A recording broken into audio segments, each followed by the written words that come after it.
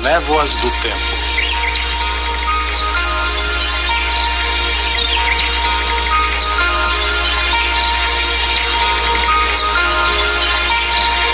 A história começa aqui, em Dordogne, no sul da França.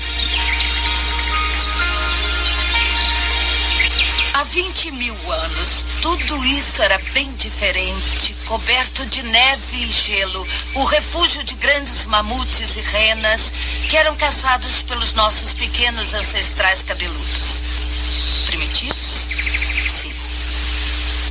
Mas aqui, em algum lugar embaixo dos meus pés, está a prova de que eles eram como nós, da forma que realmente interessa.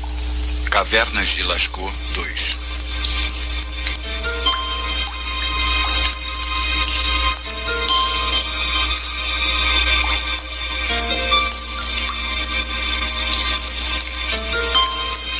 Com apenas oscilantes tochas para guiá-los, os homens das cavernas abriram caminho nas grutas.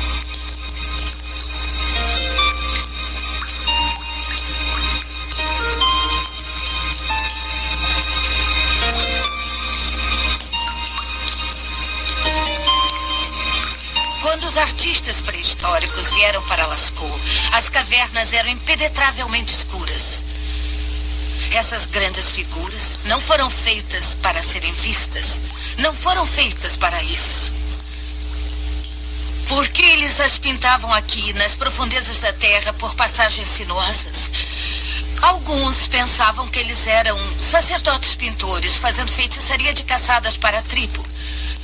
Mas o animal do qual a tribo vivia, usando todas as partes dele, um tipo de supermercado ambulante, era a rena. E eles não pintavam renas. Eles costumavam pintar os grandes touros, bisões e cervos selvagens, todos os animais que eles não caçavam, mas observavam. Por exemplo, o meu desenho predileto, o grande cavalo, o cavalo mongol. O cavalo mongol não é bem assim, com aquele grande balanço da barriga, aquele focinho bonito e a inspirada caligrafia negra das patas. É, ouso dizer, um cavalo impressionista.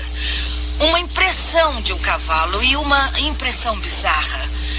Quase como se o artista não estivesse tentando mostrar como parecia um cavalo, mas o que era ser um cavalo. Ou os grandes bisões.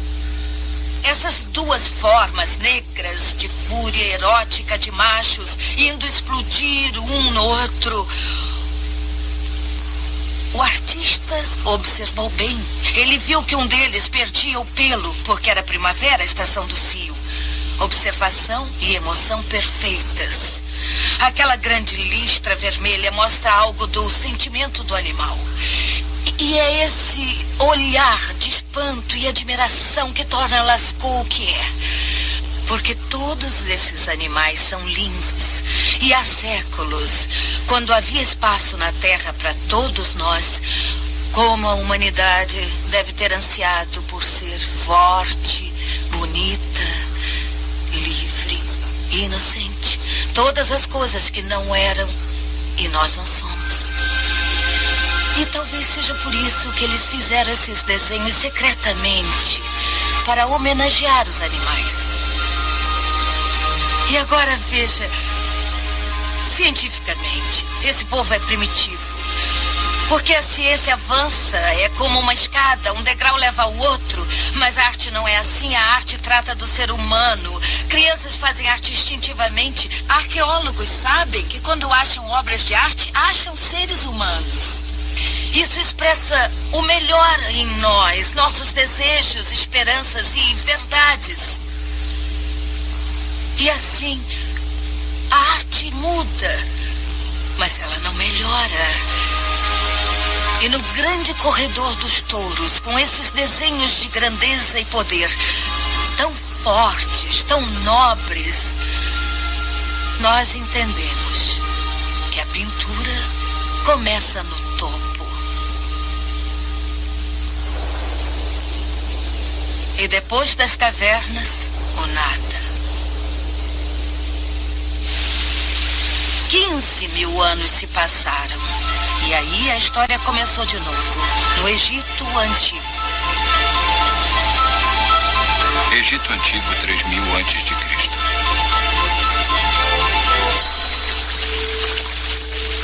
Qualquer que fosse o tema, as pinturas de túmulos egípcios obedeciam às mesmas regras rígidas.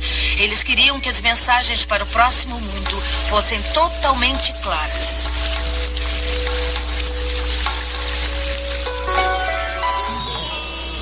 O que um nobre queria era uma eterna caçada no Nilo. Túmulo de Nebamun, 1400 a.C. Já notou? Cada parte do corpo humano é vista do melhor ângulo. O perfil é mais claro do que o rosto inteiro, mas os olhos são mais nítidos vistos de frente. O tronco frontal, pernas de lado.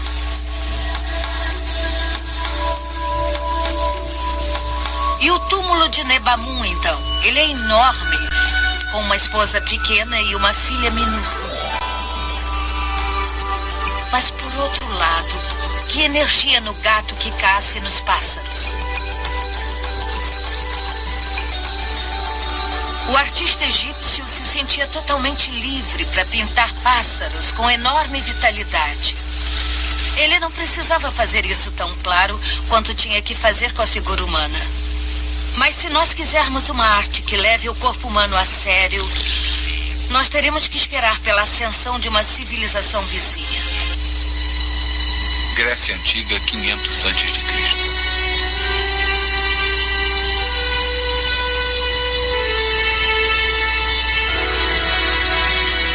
Aqui, podemos ver pelas esculturas do Partenon o corpo humano, o foco da atenção, o centro do interesse do artista. Escritores gregos nos dizem que suas pinturas na parede eram igualmente boas, ilimitadas em seu louvor pela sua habilidade e realismo. Mas paredes são destruídas e agora a única pintura grega que restou está em vasos. Esse é uma obra-prima, feita e pintada por um homem chamado Ezequias. À primeira vista, pode-se achar que as figuras parecem decepcionantemente planas. Mas olhe de perto e você verá uma intensa luta humana. Aquiles mata Pentesileia. Você vê de imediato a história principal, um conflito homem-mulher.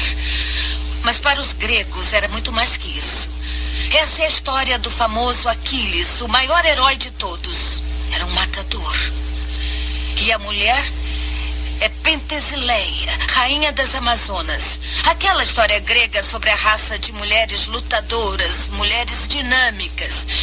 E o que ela é? Uma jovem vulnerável. Eles são tão diferentes. O homem é uma grande ameaça negra, de elmo. Vemos que ele é um homem, mas não podemos ver seu rosto.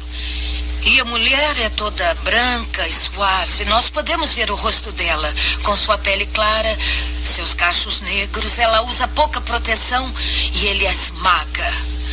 E diz a história que enquanto Aquiles a matava, enquanto a lança atravessava a garganta dela, os olhos deles se encontraram. E ele viu que ela era jovem, adorável e valente. E se apaixonou. Mas ele a tinha matado. E é claro, matando-a, ele tinha matado talvez sua futura felicidade. E isso é num vaso. Pense como deviam ser as pinturas na parede.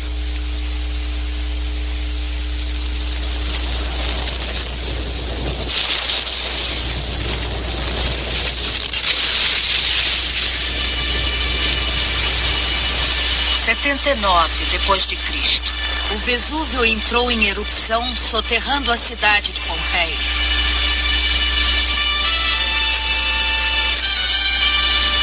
Esse é um daqueles exemplos. Houve uma catástrofe. Para os envolvidos, foi uma tragédia. Porque eles morreram, sufocados em cinza vulcânica, lutando para respirar. E esse é um modo terrível de morrer. Mas, embora possamos lamentar muito, Para nós, egoístas, isso acabou sendo uma grande sorte, porque a cinza seca vulcânica que soterrou Pompeia preservou uma cidade romana quase inteiramente.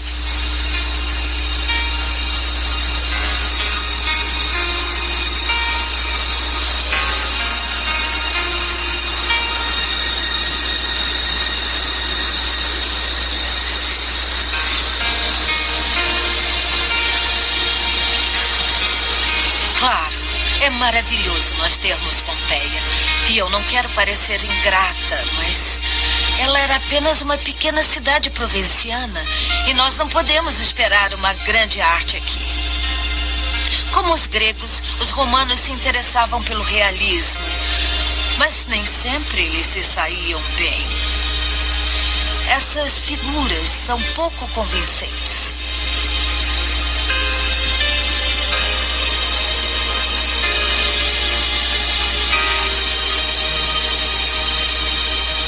Aqui, contudo, está um retrato de um casal desconhecido que mostra o melhor da arte de Pompeia. O padeiro e sua esposa. Felizmente, os romanos se interessavam muito por rostos. E algum pintor desconhecido veio aqui e pintou esse retrato extraordinário. O que sabemos é que esses dois eram casados, mas há alguma coisa de indefinível sobre eles. Mas casados há pouco tempo, você não acha? Às vezes eu me perguntei se isso não é uma versão cara de uma foto de casamento. Esse jovem homem com grandes orelhas, acho que ele não tinha um rosto harmonioso. Tinha lindos lábios bem sensuais, mas uma testa apreensiva. E olha para nós apreensivamente, segurando o precioso pergaminho junto ao peito. E a graciosa esposa dele. Hoje em dia, acho que ela dirigiria o carro da família. Está olhando fixamente ao longe com um grampo sob seu delicado queixo. E enquanto ela olha assim fixamente à distância e ele olha direto para nós apreensivamente. Isso sugere que o casamento não se consumou. E já que esta casa ainda estava sendo construída quando o vulcão entrou em erupção, é bem provável que ele não teve tempo de se consumar.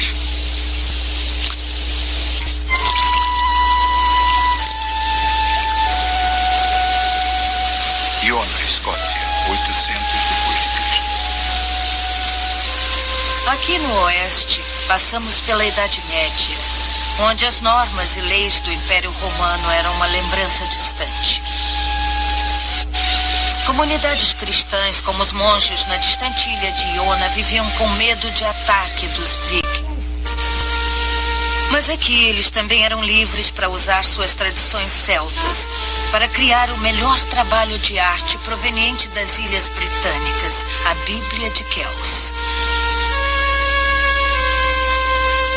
Eu posso dizer a vocês que esse é um livro pelo qual muitas pessoas já morreram, tentando escondê-lo ou finalmente escapando com ele. Imaginem um pequeno barco e um monge sentado com a Bíblia de Kells bem apertada junto ao peito, um dos poucos sobreviventes que lutava para levar o precioso livro à Irlanda e mesmo lá ele não ficou seguro, porque 200 anos depois alguém roubou o livro.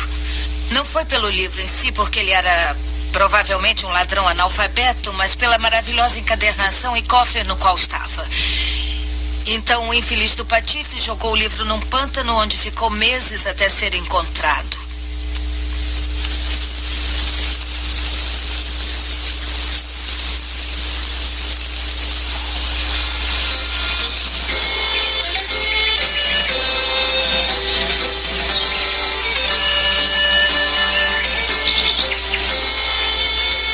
França, 1400 depois de Cristo.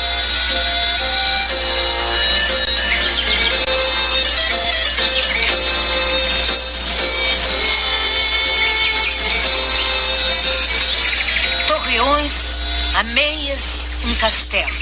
Nós estamos na Idade Média, é a época da fidalguia. Agora o mundo está ficando menor. Artistas viajam e se encontram uns com os outros. E nós começamos a ter o que se chama, bem pomposamente, um estilo internacional.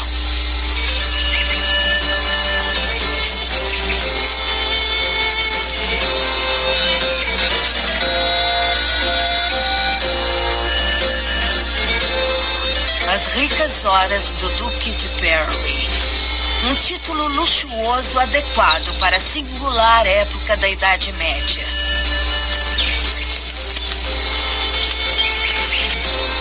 A pequena nobreza, camponeses felizes, é a visão do homem rico. E o Duque de Berry era exatamente isso. Após 1000 anos, temas não religiosos na arte reapareceram. E os irmãos Limbourg pintaram a propriedade do duque, castelos, a terra e camponeses para animar o livro de orações dele.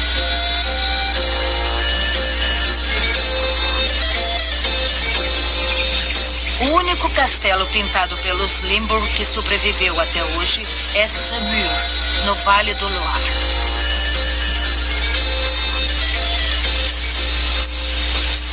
O que vemos nesta graciosa figura?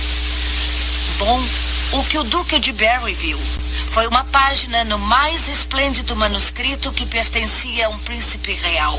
E dá para imaginá-lo numa hora maçante na igreja, olhando essas pinturas magníficas. Esse é o mês de agosto de um calendário no início do livro. E é uma pintura maravilhosa, porque dá ao Duque o que ele quer. Aqui está o castelo, um de seus 17 castelos, todo perolado e cintilando na luz. E aqui estão os cortesãos em seus esplêndidos cavalos, talvez o próprio Duque naquele cavalo branco, todos gloriosos nos trajes. Mas devido aos Limbourg serem grandes artistas, eles não dão ao Duque o que ele quer. Eles dão o que realmente viram. E eles viram os campos, o rio, os camponeses nadando. A mãe nua, sem estar envergonhada, divertindo-se na água. Então, na frente, os cortesãos, vivendo, obviamente, uma boa vida. É agosto, lembre-se, bem quente. Eles vestem roupas grossas e apertadas, bem apertadas na cintura das mulheres. E estão nesses cavalos seguindo um jogo. São as normas do jogo. E até naqueles tipos de carícias amorosas, há regras para a troca de olhares amorosos. Então, é uma vida muito controlada, uma vida restrita, enquanto os camponeses são livres, são felizes. Quem tem mais sorte, se perguntam os Limbourg. Agora, é a melhor obra, a obra que eu acho mais sensacional de todos os trabalhos e minha pintura preferida. Eu acho é essa aqui. Fevereiro, porque a princípio você só vê o cômico. Olhem, aqui está a dona da casa, a camponesa, aquecendo suas roupas de baixo em frente ao fogo, recatadamente desviando o olhar dela dos homens, que estão aquecendo suas roupas de baixo em frente ao fogo. Essa habilidade incrível de olhar sem ideias fixas do que é conveniente que torna a pintura grande.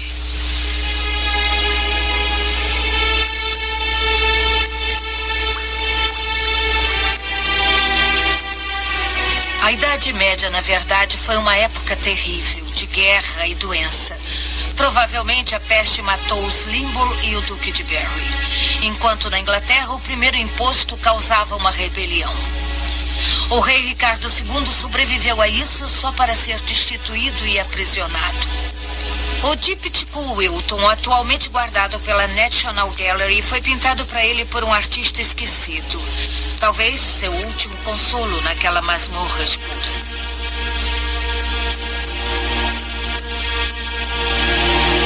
À primeira vista, ele é perfeitamente convencional. Mas se olhar pela segunda vez, perceberá que todos nessa pintura ou estão voltados ou olhando para aquela significativa figura, o jovem rei Ricardo II, menos aquele pálido anjo lá atrás que não entendeu bem a ideia. E a ideia é uma ideia política. Porque Ricardo foi um rei desastroso para eles. Ele era bonito e valente, mas nunca foi bem-sucedido. Ele não tinha o carisma que faz um líder. E a vida toda ele teve de lutar contra a rejeição do povo dele. Para começar, ele não quis combater os franceses, o que aborreceu os ingleses. E no final, logo após isso ser pintado, ele foi destituído e morreu em circunstâncias suspeitas. Pode-se notar o que ele quer aqui. Ele quer convencer a si mesmo, e isso se tornou o mais importante no governo dele, que não interessava o que o povo pensava, só interessava o que Deus pensava. Não se elegia o rei, já se nascia como tal. E ele está mostrando que todos os poderes de Deus estão do lado dele, e tem até aquele toque bem vulgar que os anjos estão usando o seu emblema.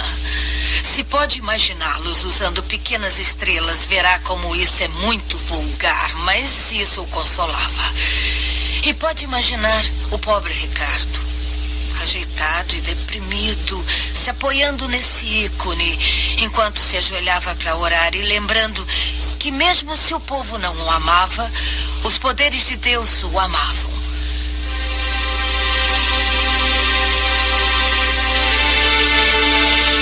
Até agora nós atravessamos os séculos e continentes. Mas no próximo programa, a nossa história irá enfocar um homem. Ele se chama Giotto.